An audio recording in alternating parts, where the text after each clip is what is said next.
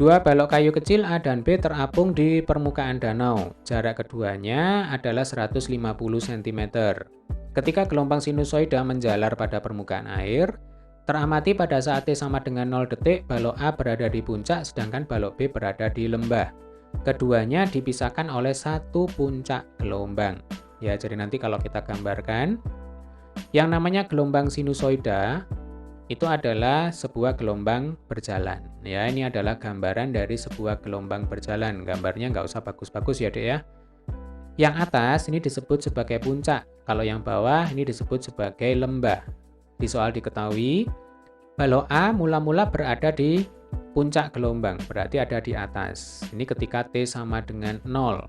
Sementara balok B ada di lembah gelombang, berarti ada di bawah. Bisa di sini, bisa juga di sini, bisa juga di sini, dan seterusnya. Pokoknya ada di bawah.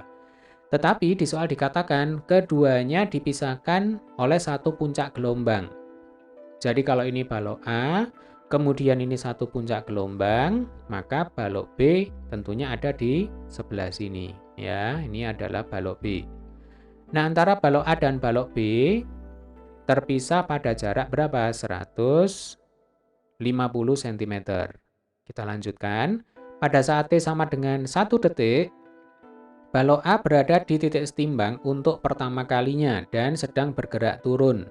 Ya, jadi titik setimbang itu ada di tengah-tengah. Nah, balok A berada pada titik setimbang untuk pertama kalinya dan bergerak turun, berarti ada di sini ya. Ini membutuhkan waktu berapa? Membutuhkan waktu 1 detik. Manakah pernyataan tentang gelombang pada permukaan air tersebut yang benar? Kita cek pilihan yang A. Gelombang air memiliki panjang 200 cm. Ya. Jadi di sini tugas kita adalah menghitung lambda. Lambda itu adalah panjang satu gelombang. Nah, adik-adik, ketika kita berbicara tentang gelombang berjalan, disebut panjang satu gelombang itu adalah dari sini ke sini. Nah, ini adalah satu gelombang, satu lambda. Jelas ya? Atau dari puncak ke puncak terdekat. Ini juga satu gelombang. Bisa juga dari lembah ke lembah terdekat ya. Yang ini adalah satu gelombang. Nah, sekarang tinggal kita cek dari A ke B ini ada berapa gelombang ya. Jadi kalau dari A ke B mula-mula ini adalah satu gelombang. Betul ya, ini satu lambda. Kemudian dari sini ke sini, nah yang ini adalah setengah gelombang ya, ini separuhnya ini, setengah gelombang. Jadi dari puncak ke lembah yang terdekat ini adalah setengah gelombang. Totalnya ada 3/2 gelombang ya, 3/2 lambda. Berarti 3/2 lambda sama dengan 150 cm ya, karena jarak AB sama dengan 150 cm. Jadi 3/2 lambda sama dengan berapa? 150. Maka lambda sama dengan 3 dengan 150 dicoret, ini ketemunya 50. Maka lambda sama dengan 2 kali 50 sama dengan 100 cm. Jadi yang A ini adalah pilihan yang salah ya, bukan 200 cm melainkan berapa? 100 cm. Jelas ya, Dek ya? Yang B, pada saat T sama dengan 1 detik, balok B berada di titik setimbang dan sedang bergerak turun. Coba perhatikan. Ketika T sama dengan 0, balok A ada di puncak, balok B ada di lembah. Ketika T sama dengan 1, balok A bergerak turun sampai di titik kesetimbangan. Nah, logikanya balok B ketika T sama dengan 1 sekon, balok B akan bergerak naik dan akan sampai di titik setimbang di sini ya. Ini juga membutuhkan waktu 1 sekon. Berarti balok B memang benar berada di titik setimbang ketika T sama dengan 1 sekon. Tetapi dia sedang bergerak naik, bukan bergerak turun. Ya, jelas ya? Berarti ini salah ini. Yang C, frekuensi gelombang adalah 0,25 Hz. Yang namanya frekuensi, itu rumusnya adalah 1 dibagi dengan T besar. Ya, T besar itu adalah periode. Apa itu periode? Periode adalah waktu untuk membentuk satu gelombang. Ya, berarti dari sini ke sini itu adalah satu periode, satu gelombang.